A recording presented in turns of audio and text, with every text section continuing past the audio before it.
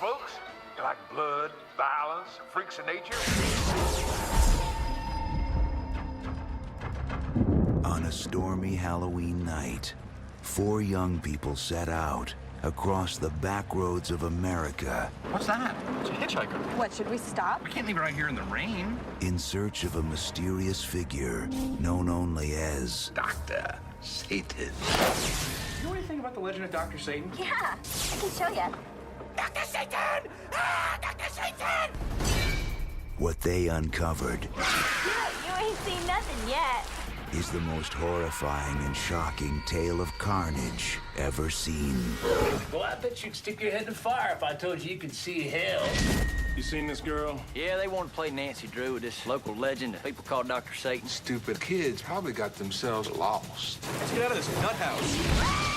The boogeyman is real. And you found him. It's showtime! Please don't kill us. From director Rob Zombie comes a journey into hell. This can't be real, this can't be real, this can't be real. House of 1,000 Corpses. Hope you like what you see!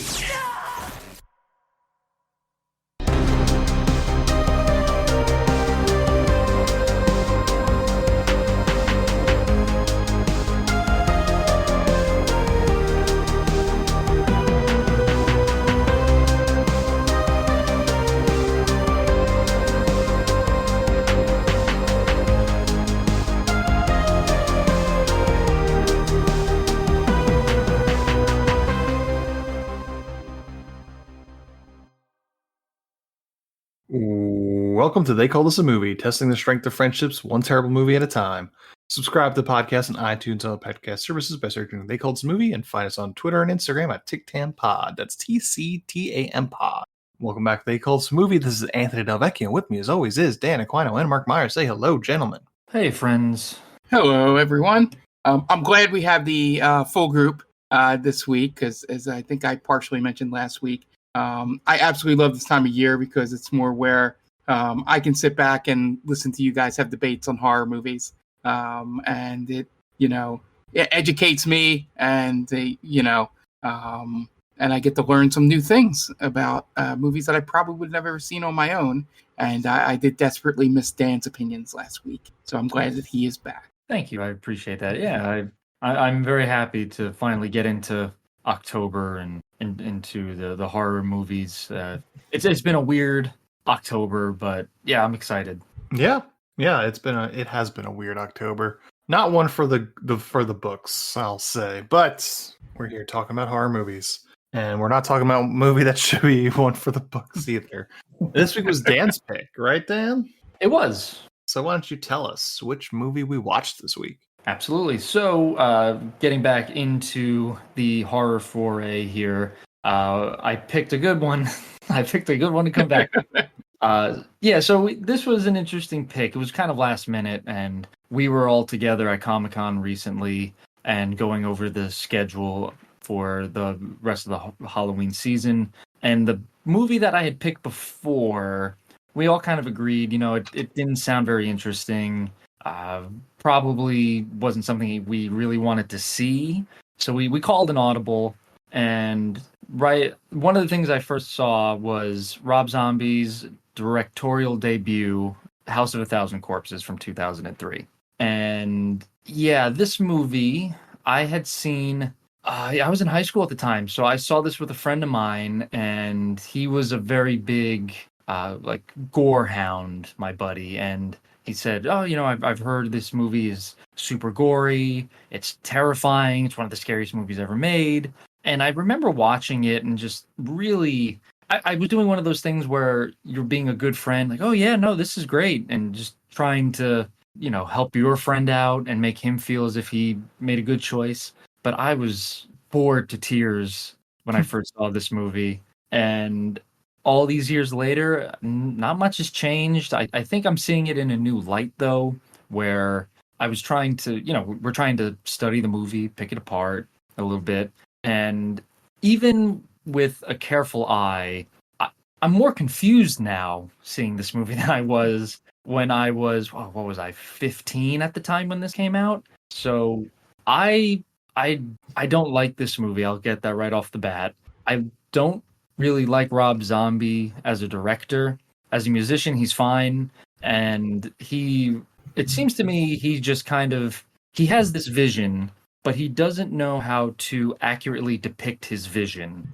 No one ever taught him how to focus what he wants to put onto screen, and it really shows in this movie. And you could say, since it's his directorial debut, you kind of give him a pass. But yeah, it's a hodgepodge of a horror movie, I'll say. There's not a real plot in it. The characters are very one-dimensional, and it just seems as if he's saying, well, if I put as much twisted imagery on the screen, that will make up for a good story, and it falls flat for me. Okay. Mark, what about you? Where you come from? House of a Thousand Corpses. Yeah, so I was a little confused at Comic-Con because I think we had brought this up, and at least one or two people were around was like, oh, House of a Thousand Corpses, I really like that movie. And then I was like, I don't remember liking this like at all. Not even in a, it's not the horror for me, like a lot of the found footage and Saw type movies. Just that, as Dan said, I just found it really boring and, not scary at all. And a lot of the artistic vision stuff that Rob Zombie had just didn't do anything for me at all. The entire movie, I think he was trying to, like, I guess bring it back to like that late 70s sort of Texas Chainsaw Massacre, dirty, grungy sort of look to the movie and the family, and everything, the aesthetic, that was the word I was looking for, of the whole situation. But just the plot points and the setup and all was very like either simple or confusing.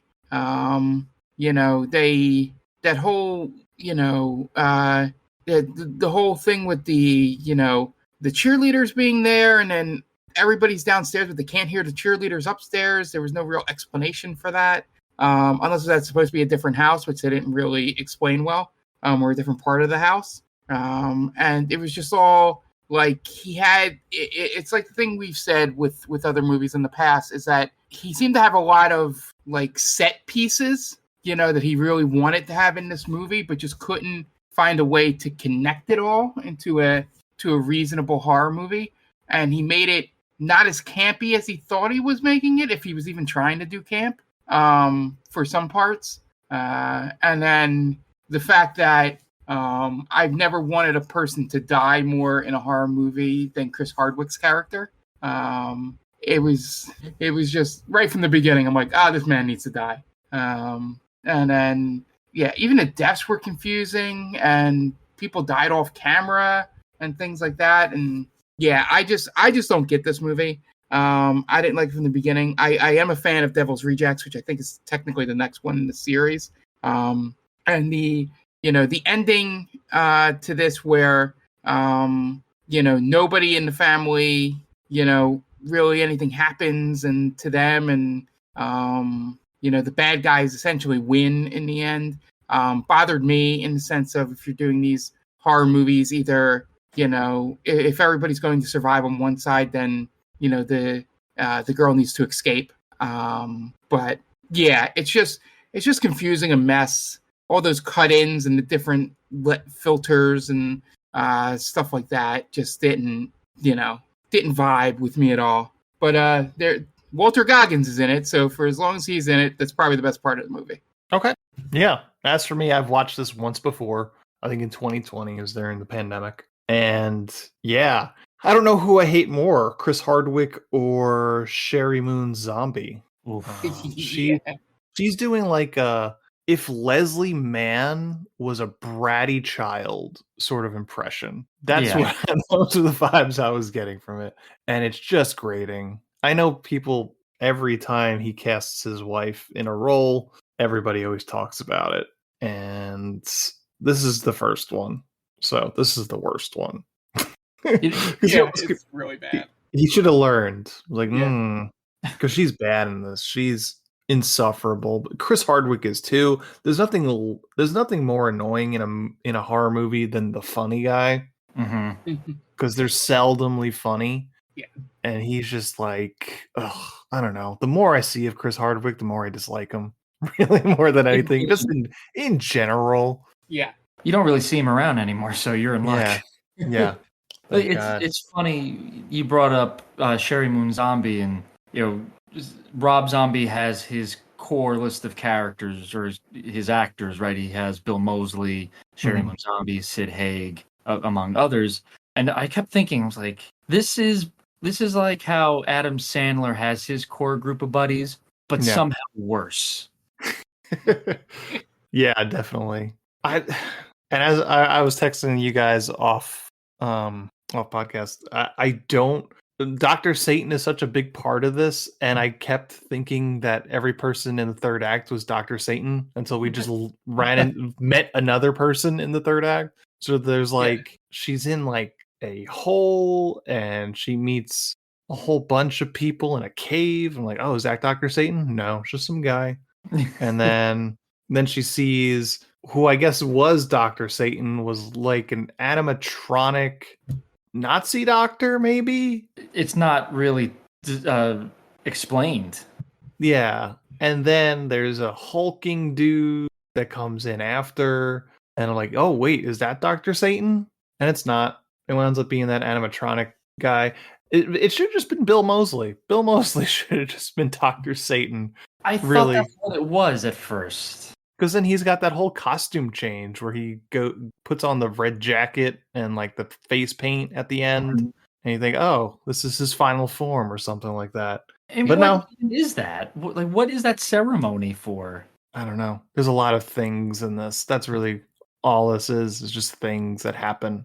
The third act is inscrutable. Can't make heads or tails of it. Yeah, like as soon as you put that into chat, I realized that I was doing the same thing. Yeah.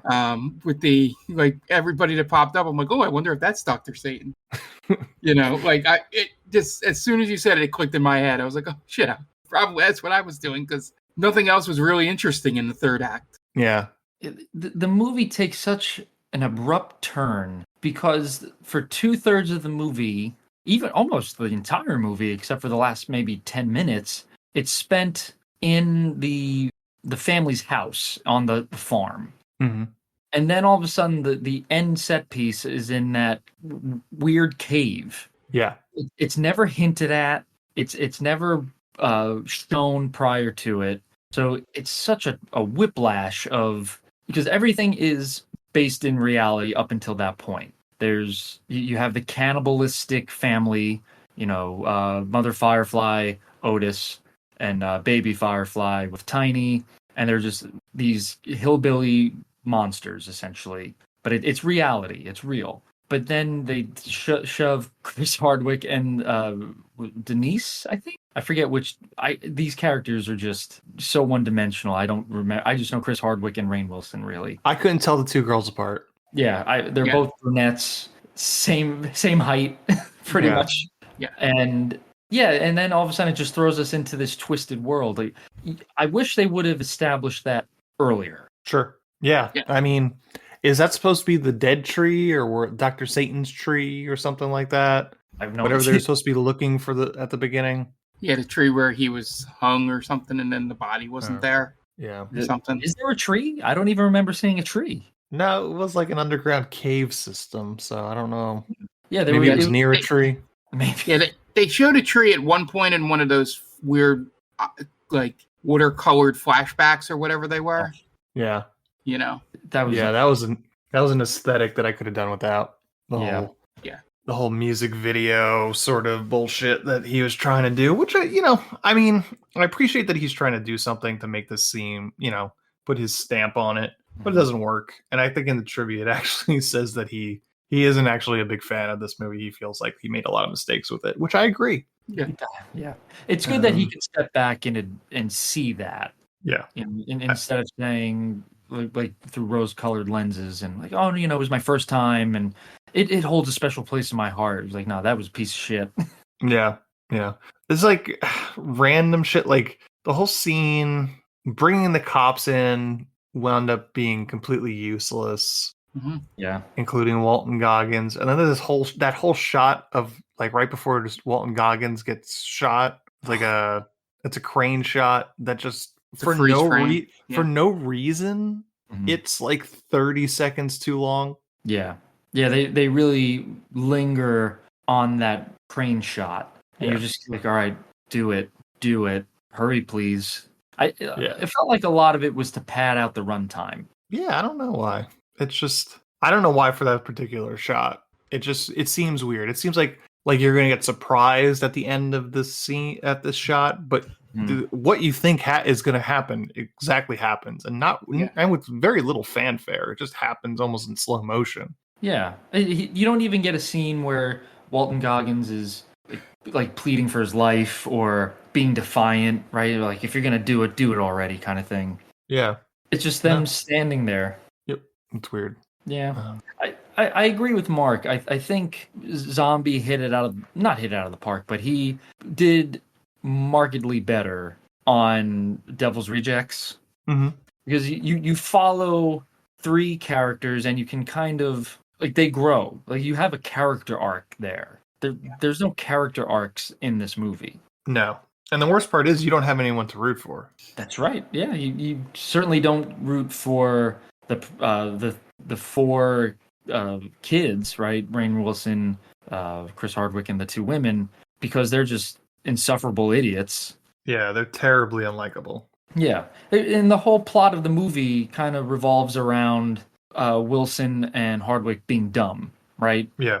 Oh, he didn't know to put enough gas in the car for some reason. Oh, he forgot to put the spare tire in the trunk. If that doesn't happen, there is no movie. Yeah, it mostly revolves around Hardwick's character being an idiot. Yes. Yeah, and not even being an idiot, just sort of being an asshole. Yeah. Yeah, like kind of forcing the others to do things. Yeah. Good. I'm glad I don't see him anymore.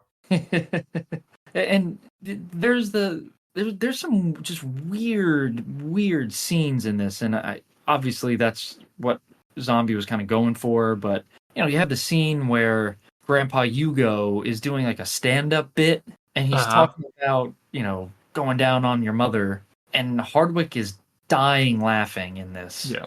Like, what? Like, is this guy also a sicko? Is that his shtick? Yeah. It's just weird, man. I don't know what the character motivations are, other than the villains, right? They're just maniacal people who like torturing others, but you don't have any lore about them. Like, who are they? Yeah. I don't know.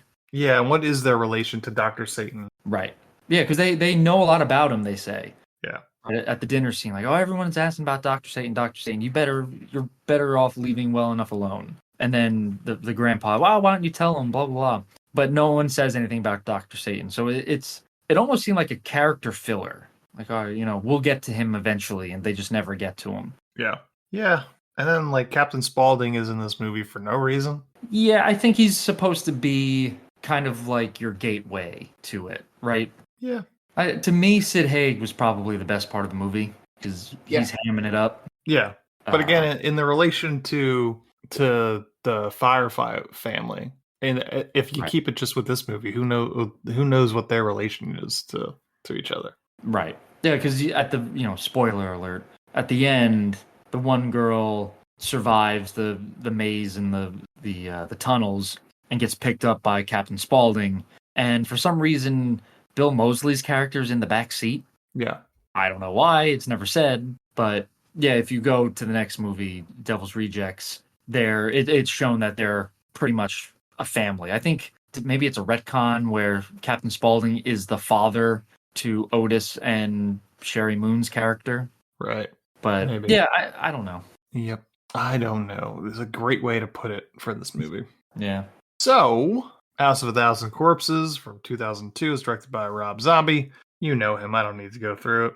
31, 3 from Hell, Halloween, Halloween 2, all those kind of movies. Stars Sid Haig, Karen Black, Bill Moseley, Sherri Moon Zombie, Chad Bannon, William Bassett, Greg Gibbs, Walton Goggins, Chris Hardwick, and Erwin Keys. Erwin Keys, I think we've done like 3 movies in a row with him in. Well, I know he was in Zapped. He was in Zapped. He was in he was in Friday the 13th Part 2. Oh, he's at the convenience store, right? Yeah, but he's not in 3. And then this one. Yeah. IMDb score of 6.0, Rotten Tomatoes score of 21%. Budget $7 million. Box office $16.8 million. So a hit. Got him to make another one. Yeah, a mild hit. You could say. I'm gonna guess this probably made some good money on like the DVD market. I was reading in the trivia that it has a cult following. So yeah, maybe in the merchandise. And I'm sure these guys were doing the horror con circuit, right? Sid Haig, Bill Moseley. Yeah. So they some money from it. Yeah, you don't usually get to go to a theater and watch a movie that is this violent. So yeah, I'm assuming in 2002 people were clamoring for it. Yeah. Yeah, I just remember, again, as a 15-year-old kid, this would be kind of up your alley, right? It's just unrelenting gore for the most part. And I just remember, like, man, it's not campy, it's not clever, and it's not funny. No. I think if you're going to do this kind of movie, you have to lean into one of those areas to make it a good movie, or at least watch it. I think Rob Zombie thinks these movies are funny, though. I think he thinks he's funny. Yeah, maybe it tickles his fancy, right? Yeah, just based on like having watched what he did with the Munsters. Ooh, wow. Which is awful, and I think he thinks he's funny based on that movie.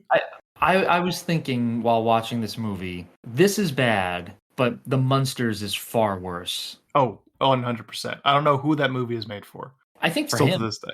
I guess so. Because there is a scene where Otis and Grandpa Hugo are watching The Munsters. The titular Dragula is there. Yes. They're driving the Dragula. Yeah, so clearly he had a love affair for the Munsters, and it was from early on. So it must have been a pet project of his. Yeah, he'd been dying to do it. So it was for him. It was for an audience of Rob Zombie. Sure, and he got Netflix to pay for it. Okay, more power to him. I think we talked about it. I think it was really just he wanted to fuck Sherri Moon Zombie as whatever Lily Munster. Yeah, Lily. Yeah, and he got Netflix to bankroll that. and Herman to watch. Yeah, was like Greg Gibbs was Herman, right? Something like that. Yeah, that's his other guy, I think. Yeah, but yeah, that has to be it. I've always wanted to fuck you as you dress like Lily Munster. But you know, make this possibility. It's funny because in all the movies that she's in, she's probably the most subdued as Lily Munster. Mm-hmm. She actually doesn't do a bad Lily Munster. She does not. She does. If any, it's the Herman Munster is not good. It is a far cry from Fred Gwynn. Mm-hmm. Lily Munster, she might be her best performance might be in the Munsters. It might be, yeah, because she in this movie, she is so annoying, so shrill, and like I get her name is Baby, so I guess she's acting like a child. Mm. But the laugh, oh my gosh, it pierces into your brain. Yeah, and it's kind of like the witch in Sword in the Stone. Oh, wow, that's a deep cut. The Disney cartoon, yeah. Yeah, with the haggard looking witch. Yeah, it's very, it's like, oh, it's grating. Yeah. Yeah, and she doesn't do much better in the other movies. I've never seen Salem, but I've seen some reviews that's not too bad. Mm-hmm. That's a little bit more subdued as well. But yeah, I don't know. I think I like how Zombie has this vision. He does what he wants to do. Yeah, he's got a little bit of an auteurism in him. He like when you watch a Rob Zombie movie, you know you're watching a Rob Zombie movie. I do appreciate that. Even if I don't necessarily see eye to eye with how the movies go from there. Yeah, agreed. Do you guys want to get into a plot? Yeah, let's do it. Yeah, why All not? right, Dan, what do you got? All right, guys. Real quick before we get into our plot, I would just ask you to please go check out two friends of the podcast. If you listened before, you know who I'm talking about. First one is the Top 10 with Tia. We've had Tia on this podcast before. She's great, a lot of fun to listen to and just hang around with. So her podcast is called The Top 10 with Tia. Her and her co-host Brittany run down their top 10 list of the week. If you go over to geekvibesnation.com, search the top 10 with Tia, you'll be able to find it. And our second podcast is our very own Mark Myers podcast, the Game Vault podcast, where Mark and our friends Tom and Jen run down video game news of the week, games they're playing, games to look forward to, and they cover old school games, Nintendo, Sega, PlayStation, Xbox, you name it. They have it. They're going to play it. So if you enjoy video game talk, please go check them out. They are any of the podcast platforms that you choose. And they also stream on Twitch at Game Vault Pod. So go follow them on Game Vault Pod. Subscribe to them. They're a lot of fun. And yeah, that's my little spiel. All right. And we're going to take a quick break. And you guys are going to listen to messages from friends of podcasts. So we will be right back. Hey everyone, this is Steve. And this is Adam. And we're part of the Hop Nation USA podcast, Pittsburgh's #3 craft beer podcast. Join us every Friday for new beer reviews. We'll talk about the news, history, and homebrewing. Plus, we'll sit down with the best brewers and industry personalities that'll have us. So whether you're a casual drinker, a hazy boy hophead, or even if you're a whale hunting cellar hoarder, just search Hop Nation USA on Apple, Spotify, or your favorite podcatcher and join the nation.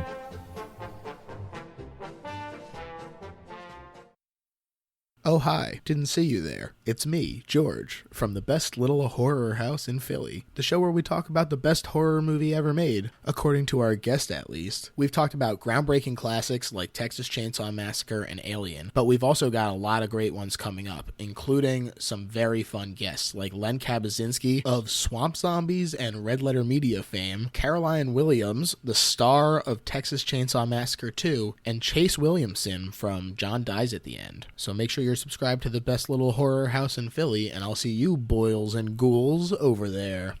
And welcome back. Now it's time to get into the plot for House of a Thousand Corpses.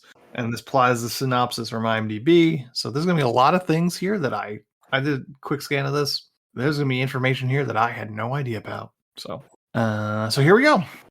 We open after an opening black and white segment of a TV horror host named Dr. Wolfenstein introducing a Halloween movie marathon. There's a TV commercial advertisement where an old redneck clown named Captain Spaulding, Sid Haig, is introducing his tourist attraction titled Captain Spaulding's Museum of Monsters and Madmen, which is a place featuring serial killer attractions and fried chicken, as well as decorated with oddities and collectibles.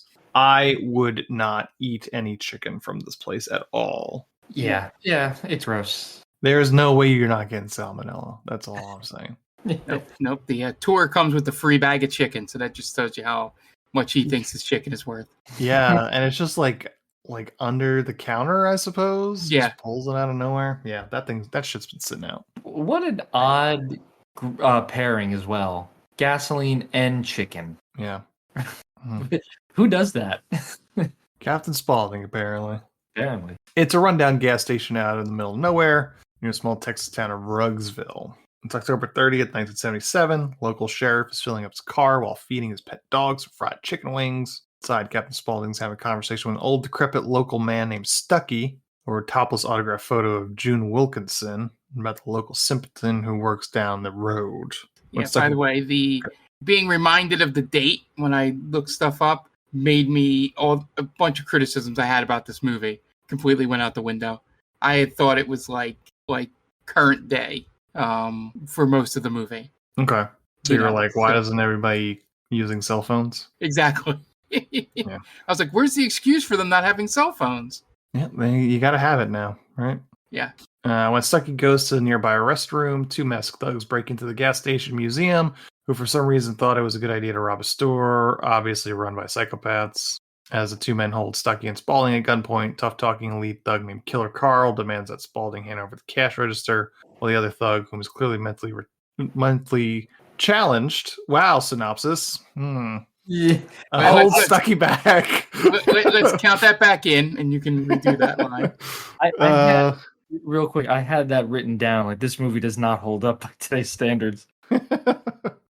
Spaulding refuses to open the cash register, and with a gun pointed at his face, defiantly says things like "fuck your mama, fuck your sister" to Killer Carl. Stucky seems to be recognized second robber as Richard Wick, local simpleton who works down at the local hardware store. Suddenly, a third man comes crashing through the front door, dressed in overalls and wearing a gigantic clown helmet. He is clutching a mallet, which he puts to good use by literally beating Killer Carl down, while Richard Wick panics and shoots off his gun, hitting Stucky but missing Captain Spaulding, who pulls out a gun of his own and shoots Richard in the head, killing him. Seeing that Killer Carl's still alive, sprawled out on the floor, Spaulding walks up to him, points his gun in his face, and says, "But most of all, fuck you," and then fires, killing Carl. After the opening credits, we see a group of 4 kids: Denise, Mary, Bill, Jerry, whom are driving down backwoods Texas roads while the radio reports that a group of cheerleaders have gone missing in the area. They stop off at the gas and fried chicken shop where Spaulding still resides. They arrive just as Spaulding is mopping up the huge bloodstains on the floor. Despite being a twisted murderer, he happily takes the 4 on a tour through a serial killer-themed ride in his museum, featuring Ed Gein and some others. The man with the mallet from the opening massacre is operating the cart on the ride. He is Spaulding's assistant, Ravellini. He's deformed and very freaky. That's Irwin Keyes. Irwin Keyes. After the ride, Jerry inquires about a local serial killer named Dr. Satan, who was hanged and vanished, never to be seen again. Spaulding clearly becomes uncomfortable talking about Dr. Satan, but after being pestered, decides to give them the address of the tree where Satan was hung. As the 4 teens continue their journey, it begins to rain. Soon the 4 of them pick up a female hitchhiker. Hitchhiker is a beautiful young woman who introduces herself as Baby, Sherri Moon. Despite her beauty, Baby acts strangely, and things get stranger when the car suddenly gets a flat tire. It was pierced by a shotgun blast by a mysterious man crouched by the side of the road. Eventually, a tow truck arrives, driven by the shooter Rufus, whom is Baby's older brother. I'm sorry to interrupt, but so this leads me down a weird rabbit hole, right? So essentially, they blow out the tire of the group, right? Mm-hmm. Then they fix the car, let them get in the car, and try to get away. Yeah. Why would they fix the car? Why would they even pretend to fix the car? Who knows? Right? I don't understand it. Jen was watching it with me. She's like, "Oh, well, they like messing with people." I guess, but that seems like an awful lot of work to go through on your part. Yeah. Does he ever get paid by them? I don't think he does. No, because when he comes in and says, "Oh, the car's fixed," they just kind of immediately leave. Yeah, I don't know. Yeah, it seems like a lot of work.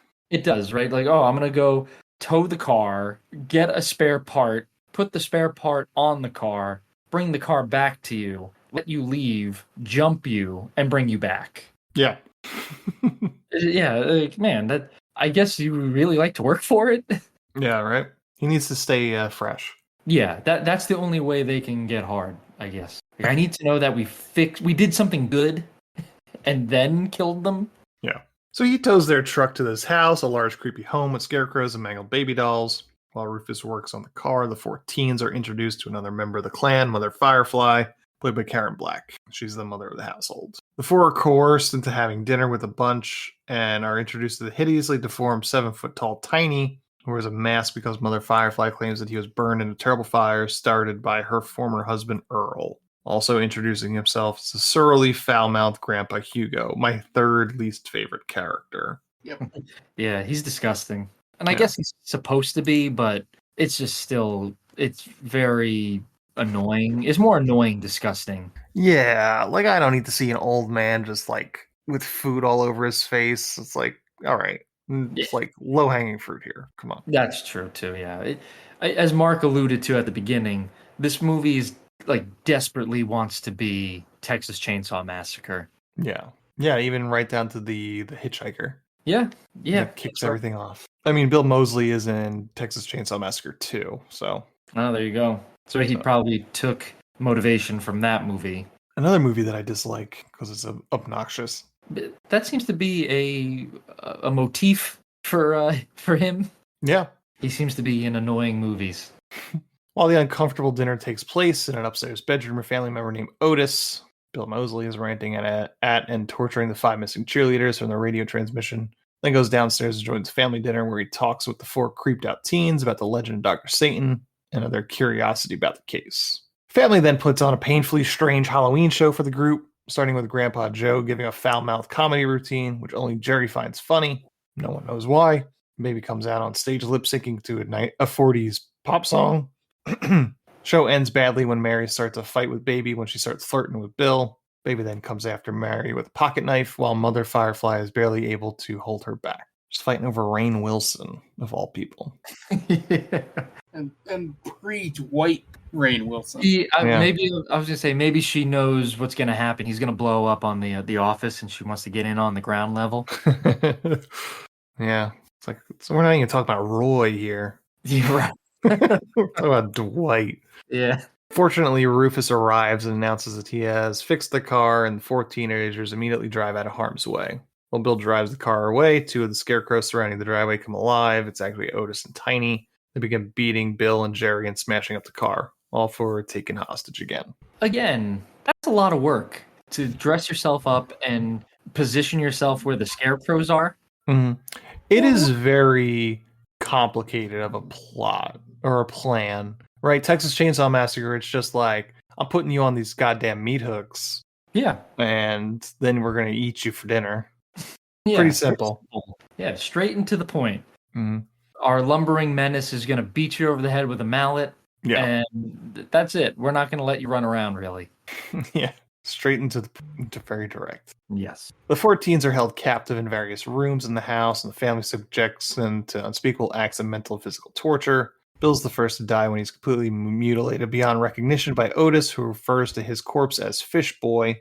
Jerry has the skin on his head peeled open by Baby, who taunts the stoned-out guy over her interest in music. And in the basement of the house, the captive Denise coerces Tiny into setting her free, but she is recaptured by Otis and thrown into a cage with other captives who attack her. Yeah, I did. The one part that made me smirk or chuckle was when he looks back at Tiny after throwing her in the cage and he just shrugs.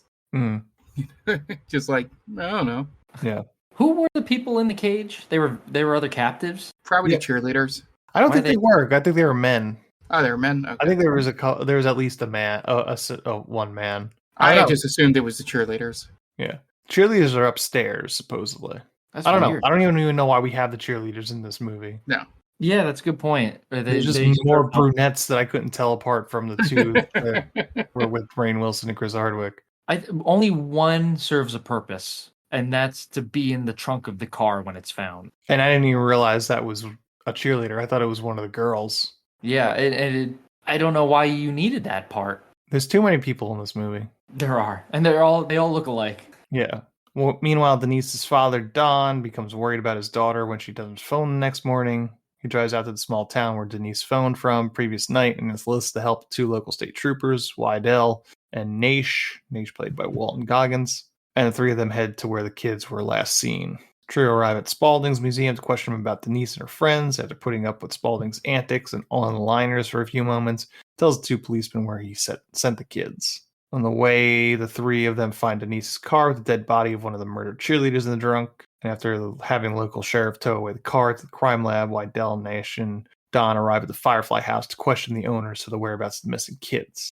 While Wydell goes into the front door and talks to Mother Firefly about a search for Denise and her 3 friends, Nash and Don sneak around back to look for any foul play.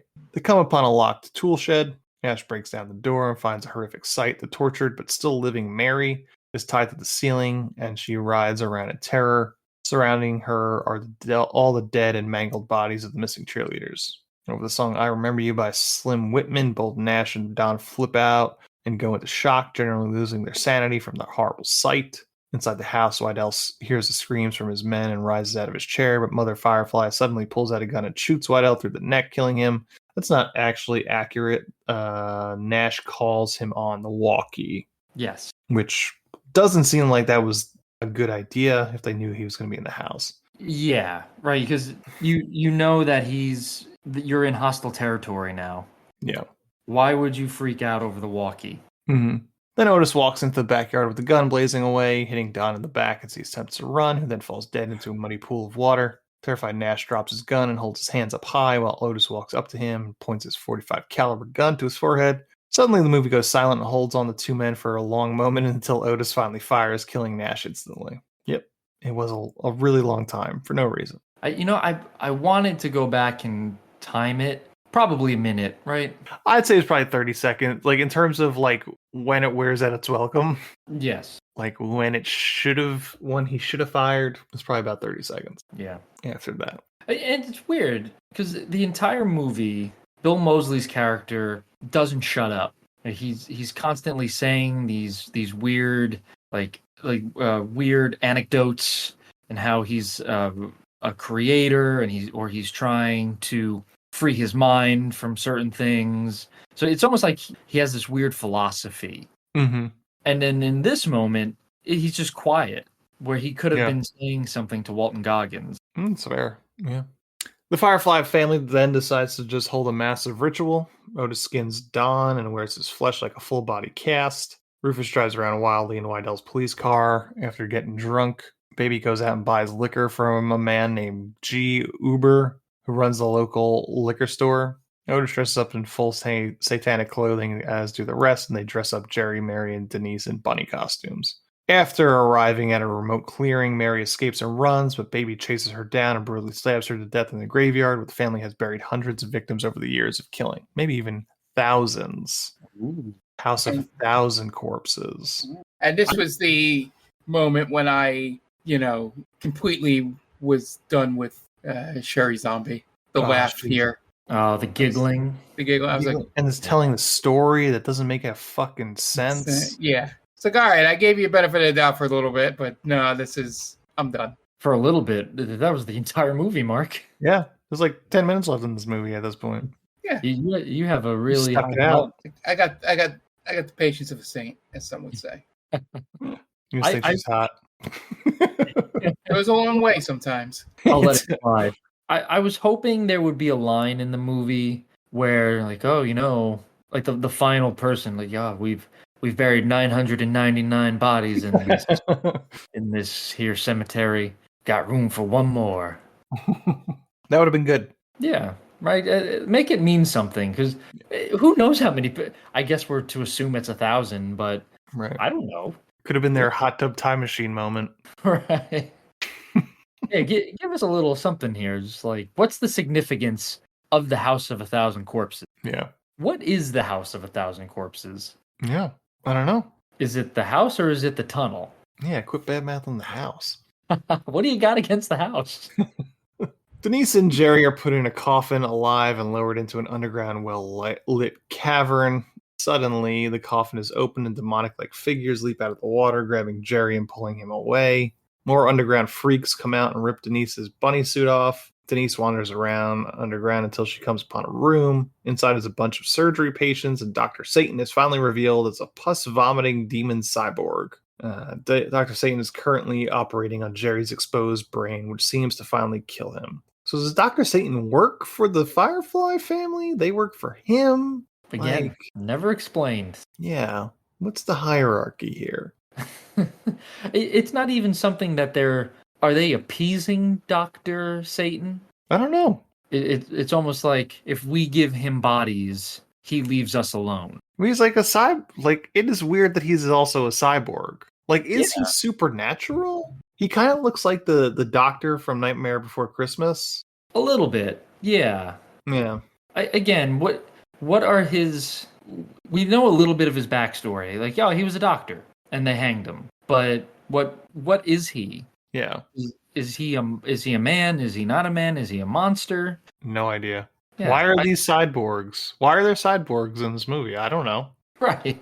Why are there demons in this movie all of a sudden that live in a tar pit? Mm-hmm. Yeah. I don't know.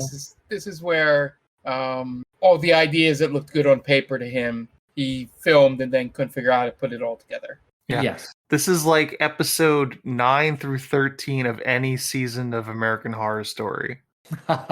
Why are there cyborgs all of a sudden? I don't know. Yeah. Where did the aliens come from? Because this should have been an 8-episode season. That's why. Yes. Again, it seems like a lot of the stuff he's doing is kind of just padding out the runtime. Yeah. And he's giving himself what he wants to see. Yeah. Like, I want to see a cyborg and this like hulking pustule of a man. Yeah. Just then, Dr. Satan's assistant, the professor, is apparently his name. And here's something I just learned, is also Mother Firefly's ex-husband. What? Appears as towering demonic cyborg. This person might be just writing fan fiction. I don't know. Where did they get that idea? Attacks Denise with a huge axe. The professor, I Hold didn't on. even realize this thing was named. I gotta ask, where does he get that from? I don't know. Right, it's never. There's not a hint of that in the movie. Is there a comic book like, oh, if you read the comic, you'd know the professor's backstory? I bet you there is. You got to read the novelization of the movie. Yeah. Gotta read that backstory for going in. And Yeah. That's our fault. The professor chases Denise down the underground passageways till he swings his axe and accidentally hits a cave support, and part of the tunnel caves in, crushing the professor. At dawn, Denise manages to dig up to the surface and wanders to a road where Captain Spaulding is, judging by his red coverall. Driving by in his red coverall. What is it? Is the coverall his car? No, it's a convertible. Right, but is this person calling? It must mean convertible, but it says coverall in the synopsis. He picks her up, and as the two drive away, Otis suddenly sits up in the back seat with a knife. Final scene shows Denise back in Dr. Satan's underground laboratory, being tortured by the demon. So maybe she didn't even get away. Maybe that was like a dream. I don't know. Oh, like kind of like The Descent. Sort of, yeah. Denise screams, but there is no escape. The end. ... Question mark? Because we had to have that fucking question mark in it. It's another movie where it's like, I'm funny. Right. Says Rob Zombie. When this movie is not funny at all. But that is the end of House of a Thousand Corpses. I don't love it. I don't even like it. No, yeah. It leaves more questions than answers, really. Yeah. And a lot of, I think this is just like hillbilly horror. Yeah. And it goes for the shock value instead of just giving us a good story. Yeah. But again, first movie. Yeah. Yeah. This was filmed in 2000, not released until 2003. Different worlds. Yeah. Do you think he was like, I can't release this in 2001? The world's not ready for this. I would like to think so. Yeah. Rob Zombie. 9/11 made him delay them. Yeah. He was doing his part to help America. Once the war started, he's like, okay, I think people are ready now. Yeah. Yeah. Everyone's ready for more violence. Yeah. We're just geared towards it now. But that is House of a Thousand Corpses. We've got one more segment left. And before we get to that, we are going to take a quick break so you can listen to some ads so we can help pay those bills. And we will be right back. And welcome back. Now it's time for our third and final segment of the night. This one's going to be pretty easy. So if you've listened to the show before, you know that at the end of every month we usually do a poll on X, formerly known as Twitter, for our movies of the month for the month. And recently, because of some unseen decisions via Twitter, that basically our Twitter polls get like no traffic anymore. So we tried to figure out how we want to go about doing this in the future. So we tried to figure this one out. We put together a spinner wheel of 15 movies. We're just going to spin it once, and whatever movie it is, we are going to watch it. So we each picked 5. We put it on 5. Maybe in the future, we'll have help in putting movies onto this wheel. But this time, we're going to try it out, see if it goes well. And yeah, that's it. So do you guys want to talk about the movies that you've picked real quick? I mean, don't have to go in depth to all of them, but should at least mention which movies are up for a spin. So, Mark, what about you? Yeah. So, I picked ATM because it was one of the most baffling horror movies that I watched when I watched a whole bunch of movies in 2012, and just want to get your guys' opinions on it. That's honestly the only reason it's there. I picked Toxic Avenger Part 3 just because I saw it pop up on Tubi. and we had watched, Friday the 13th Part 3, and I thought, why not put it on there? And then on the because it's got to be terrible, and then on the flip side, I put the Dream Warriors, Nightmare on Elm Street 3, because I believe that is an actual good Part 3. And then the new Evil Dead movie, since we did the old one, might as well, do the remake. And then an old staple of mine for these Halloween polls, I put in Halloween H2O. It has some other title, but that's all I call it. The first one with Jamie Lee Curtis back since 2, I believe, if I'm not mistaken. Yep. But it's the one that I saw in theaters after I fell off the series, after the first couple of movies. So I was excited. Josh Hartnett and all that. So always going to be a staple for any polls or wheels this time of the month. Very excited for Josh Hartnett, huh? Very excited. Dan, what about you? What movies did you pick this round for this?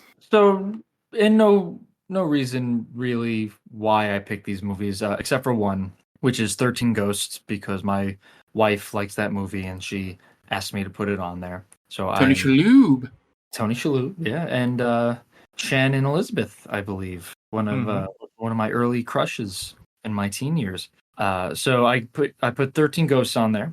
Creepshow 2, which the first Creepshow is one of my favorite anthology horror series. Creepshow 2, not so much. Then I have the Eli Roth Cabin Fever, and that's a movie. Talk about a movie that does not hold up.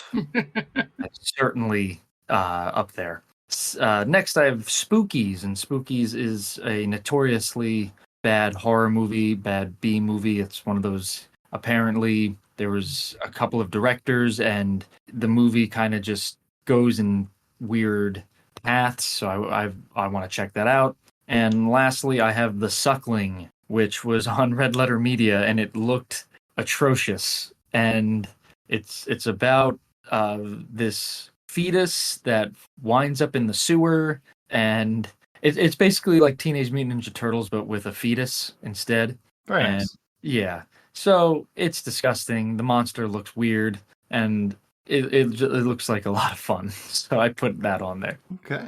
As for me, my 5 were Night of the Demons, as I mentioned off podcast. I'm not sure which version of this I want to pick yet, but if it gets picked, I'll make a decision. We have the original Prom Night, just because I watched it once. It's pretty bad, and it's got disco and Jamie Lee Curtis. Dead and Buried is a pretty fascinating movie, so I wanted to put that on there. Houseu, aka House, the very weird Asian movie with pictures of cats throwing up blood and all that kind of shit. Wild. And then Brain Damage, because this year we didn't do a Frank Henenlotter movie. And we've done one for each of the last 2 Octobers. So felt like needed to kind of keep that tradition going. Real quick, Yeah. I pray that we do not land on House, because I watched it last year and I was under the influence of something, and I had a bad time. That is not a good movie to watch while you are smoking the reefer, as they say, as the kids say. So yeah, I called yourself out for exactly what you were doing. Yeah, Oh, man. I narked on myself. You narked on yourself. So you definitely don't want that. Is there a movie that you're hoping gets picked out of all of these? It's hard not to say Evil Dead, because I like most of the Evil Dead. But if it does land on Night of the Demons or Brain Damage, I will not be upset. Okay. What about you, Mark? Which one are you rooting for? Of my list, I went Dream Warriors, and I basically 13 Ghosts, because I remember kind of liking that movie, and I want to see a second viewing of it. And now I want House from Ant's list. Okay. As for me, I do have. There's a special place in my heart for Cabin Fever, because it's awful. But in terms of the ones I picked, I think Brain Damage might be the one I'm rooting for. Dead and Buried 2 is a good one. I think that's just a genuinely good movie. I don't think I've ever seen Dead and Buried. I suggested, if we don't get to watch it right now, I suggest watching it. Okay. It's a pretty good ending from what I remember. I'll have to look it up at least. Yeah. All right. Who's ready to spin this bad boy? Let's do it. Do All it. right. All right, here we go. Spinning. Oh, my wish came true. Oh no. We're watching Cabin Fever. Oh, nice. Okay. Nice. Cool. I got nervous. I got nervous to his house. All right. You were just anticipating it being that movie, no matter what. Yeah. Yeah, because that's just how life works, right? Yeah. Nice. Cool. I'm a fan of that shit. That's a piece of shit. It really is. I think Cabin Fever was the first Eli Roth movie I'd ever seen. I think it was his first. Was it his first movie he ever directed? I believe so, yeah. Okay, so there you go. But, oh boy, we're in for a treat. Yep. All right. So check in next week when we talk about Cabin Fever, the original, not the 2016. Somehow even worse. Yeah. Movie. I don't know how that happens. Yeah. But that is our episode this week. Check us out on all our socials, TikTam Pod on Twitter, Instagram, and what's the other one? Threads. Yeah. Threads. Check us out on all those places with They Call Us a Movie on TikTok. Check out our YouTube, They Call Us a Movie. Just look for They Call Us a Movie or TikTam Pod. We should be on there. We just posted our quick hits for our Evil Dead episode, which is a very good episode. Dan's wife Jen joined us for that one. A lot of fun on that one. It's pretty funny. Have any questions or comments? Hit us up at tictampod@gmail.com. It's you could suggest movies to us there. That'd be great. And yeah, I think those are all the places you could get a hold of us. Give us a 5-star review on your favorite podcatcher of choice, I suppose, if you want to. Don't be a freeloader. Do that. Were you gonna say don't be a bitch? I think so. Or a baby. I don't know what I was gonna say. Baby. Yeah. That wouldn't have really made a whole lot of sense. But anyway, that is our episode. And the director of House of a Thousand Corpses was Rob Zombie. So for Dan Aquino and Mark Myers, this is Anthony Devica telling Rob Zombie, well, you certainly made a movie, didn't you?